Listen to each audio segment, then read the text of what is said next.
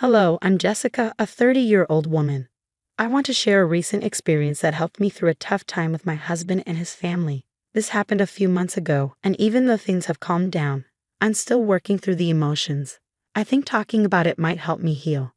Let's go back 3 years when I made a big decision, marrying my boyfriend Tyler. We met through friends and had 3 great years together before getting married. Tyler was fun, caring, and loving. He came from a wealthy family and had a good job, so he often bought me gifts and showed me affection. We both loved to travel, which made our bond stronger.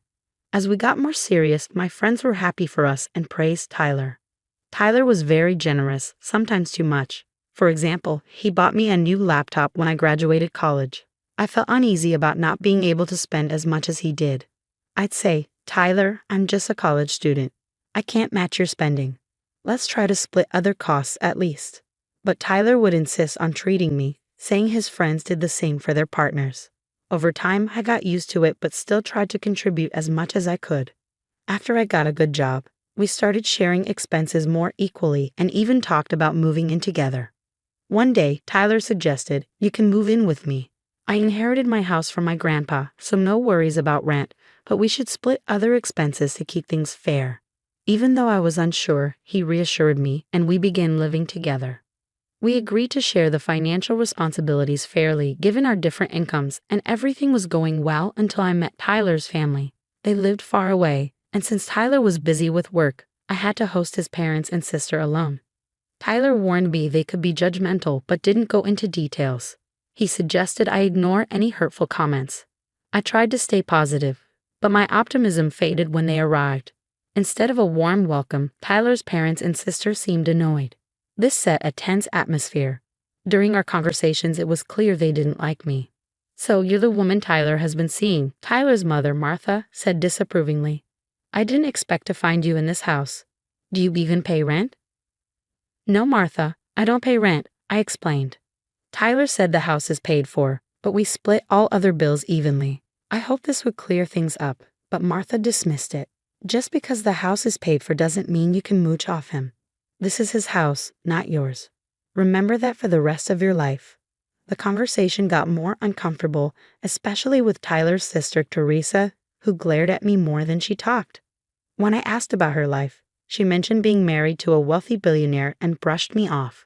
During their visit, Tyler didn't support me and seemed to side with his family. Gabrielle and Martha kept criticizing me, making the visit hard. They disapproved of my spending on makeup and skincare, saying it was wrong since they thought I didn't contribute enough financially. Tyler's comments didn't help. He'd say things like, "Jessica was a struggling student when we first met," implying I depended on him a lot, which wasn't entirely true. He'd mention how he paid for everything early on because my job didn't cover my taste for luxury. I was shocked and reminded him we now split our bills equally. I explained that I had always lived simply, both before and during our relationship. Any luxury items I had were gifts from Tyler, which I often told him not to buy because they were too extravagant. Tyler justified his spending by saying his social status required him to give fancy gifts, showing that his generosity was more about impressing his friends than caring for me. After his family left, I confronted Tyler about how they treated me. Unfortunately, he brushed it off. "Don't take it to heart, Jessica. They meant well. You're overreacting," he said, dismissing my concerns. Despite my doubts, Tyler proposed 5 months later, and I happily accepted. We planned an engagement party and split the costs. I was running a small side business that Tyler knew about but never asked much about. For me, it was more of a fulfilling hobby than a big money maker. When it was time to organize our engagement party, I decided to treat myself a bit, and Tyler supported the idea. We shared the expenses, and I even covered plane tickets for my extended family. However, during the party, the criticisms resurfaced. "You shouldn't have spent so much on this party, Jessica," Martha said. "You're draining Tyler's account before you're even married. At this rate, you'll end up with a backyard wedding. I thought you were financially irresponsible, but it's worse than I thought." I stood my ground, saying the party was extravagant, but we both agreed to it. I paid my share, and it was actually Tyler's idea to include everyone. He insisted and didn't mind the expense. But the criticism continued. Martha accused me of manipulating Tyler into spending too much. Teresa chimed in, saying I should have been more considerate. Frustrated, I excused myself and went to the lawn to find some peace. There, I overheard Teresa and her husband Justin laughing at me. It felt like my engagement party was falling apart, and Tyler seemed unaware of his family's harsh judgments. Most of his extended family thought I was jobless and dependent on Tyler. My mom, noticing my distress, approached me and suggested I reconsider the engagement due to the ongoing mean comments from Tyler's family. After the party, I confronted Tyler about the situation. He brushed it off as a joke and expressed his love, saying financial matters didn't concern him. I told him I wanted to contribute more, especially towards rent, but he dismissed the idea. As we planned the wedding, the stress increased. Tyler's parents continued to criticize me, accusing me of bankrupting their son. Their constant scrutiny made the engagement period very challenging. I made it clear that everyone, including my mom, was helping with the wedding expenses. However, Martha accused me of taking advantage of Tyler and trying to deplete his bank account, branding me a gold digger. I tried to reassure Gabriel, saying, "Gabriel, I'm not asking for any financial help. We can finance the wedding ourselves." But despite my explanations, Teresa criticized the cost of my dress and makeup on the wedding day, even though my mother covered those expenses. The wedding ceremony went smoothly, but at the reception, Martha and Gabriel continued to criticize my spending habits, accusing me of financially exploiting Tyler. Despite their harsh words, I stayed silent to avoid ruining our special day. A few months later, Tyler got a significant promotion at work and wanted to celebrate with a grand family dinner. I was excited for him and decided to cover all the expenses myself. "Tyler, I want this dinner to be extraordinary. I'm so proud of you and want to celebrate your success," I told him. Tyler appreciated my gesture, and I told him my business was doing well. I had a stable income from my job and recently accessed a trust fund from my paternal grandfather. I planned the event meticulously to make it perfect. However, when his family arrived, they were unhappy with the arrangements.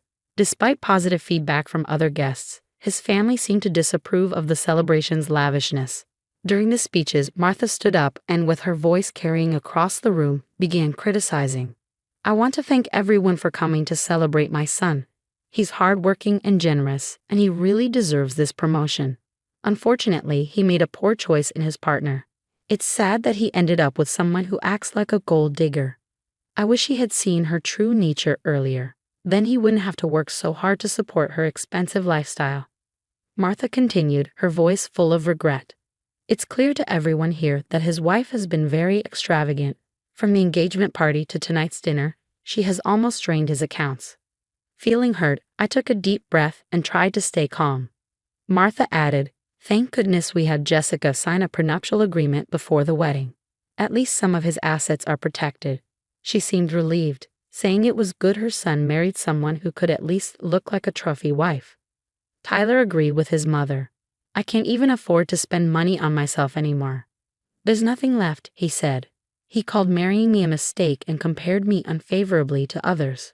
Shocked and frustrated, I finally spoke up. "Do you really think I'm a gold digger?" Tyler's response was cutting. "Your lifestyle is quite damaging to my bank account." Determined to clear things up, I said, "Since you all think I'm a gold digger, let me show you my bank balance." I revealed my financial independence to everyone present. The room fell silent in disbelief. Martha accused, "Did you steal my son's money?" Tyler added suspiciously, "She must have taken it from you." Frustrated but calm, I replied, "I don't need to steal money from your son. This is all from my efforts. I recently accessed a trust fund from my grandfather. I plan to use it to buy a bigger house for us, but now that seems unlikely." Despite my explanation, Tyler suggested we could still buy the house. "It'll be a wonderful gift," he said, but I was firm. "This is not happening. Your family has insulted me for too long, and you've never stood up for me. Instead, you've let them spread lies about me." Tyler tried to downplay the situation, saying I was overreacting. But I stood my ground. "No, I am not overreacting. Everyone here knows what your family has been calling me. They were here when you allowed them to insult me during our engagement party." Finally, I reached my breaking point. I couldn't tolerate the disrespect anymore. "I want a divorce," I said sternly. Tyler tried to plead with me, but my mom intervened. "You never defended my daughter. It's time she ends this toxic relationship, she declared. We left the party, leaving behind a crowd of shocked guests. I was resolute in my decision to leave Tyler and move on. My mom's support was unwavering as we exited, marking the end of a painful chapter in my life. After the confrontation, I went to our home, gathered my belongings, and stayed with my mom for solace. The next day, I contacted my cousin, who was a lawyer, to start the divorce process.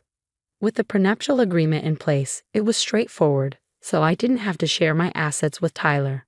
The situation escalated when Tyler and his family came to my mom's house, demanding to talk. My mom stood firm and told them to leave. Tyler kept trying to contact me, alternating between apologies and threats. I saved all the messages, ready to file a restraining order if needed. My mom's unwavering support gave me strength. Tyler even tried to confront me at work, but security escorted him out. I decided to leave my job, as my growing business meant I no longer needed it. I resigned that day, ready to move forward. A week later, I served Tyler the divorce papers at his workplace. He went to my old office only to find out I had resigned. My former colleague said he kept sending flowers and gifts to my mom's house, which we returned. The harassment made me consider relocating. With my mom's encouragement, I found a new house in the next state, a sanctuary away from my ex. As I awaited the finalization of the divorce, the judge ensured it was smooth thanks to the prenuptial agreement. During the 5 months of our separation, I focused on healing and preparing for a new chapter in my life. I settled into my new home and changed my number to avoid Tyler's messages. I heard Tyler's life was falling apart. He blamed his parents for our breakup and faced setbacks at work. His colleagues distanced themselves, and his seniors were unhappy with the negative publicity. His parents spread infidelity rumors, but they didn't gain traction. In contrast, my life began to flourish. I focused on my business and enjoyed my newfound freedom. I started dating again, cautiously, but remained hopeful about finding someone who truly valued me. Though Tyler caused me pain, overcoming the challenges made me stronger. I looked forward to a brighter future, confident in my resilience and aware of what I wanted in relationships and life.